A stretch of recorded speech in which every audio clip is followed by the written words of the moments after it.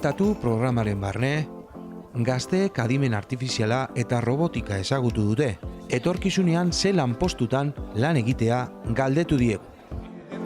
Ni ez nekin oso argi zer hau, ni pentsatzen nuen zerbait, enpresen leku bat zera eta, baina bueno, guztiz diferente izan da. Saskibaloiarenaz izan da divertigarriagoa eta, baina apur bat zaila. Eta zuretzako? Niretzako ere, azkenean bada bideojoko bat eta da divertigarria. Ondo, izan da gehiago teoria eta interesgarriagoa eta bestea gehiago jolastiko, baina bai ondo.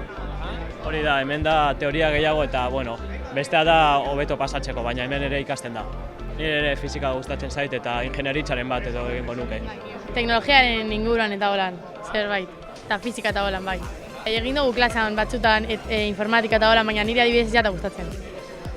Niri, gustatzen zait gehiago fizika, baina robotika eta ere, ondo dago. Eusko Jaurlaritzaren hizkuntza politika eta kultura sailak diruz lagundutako saioa.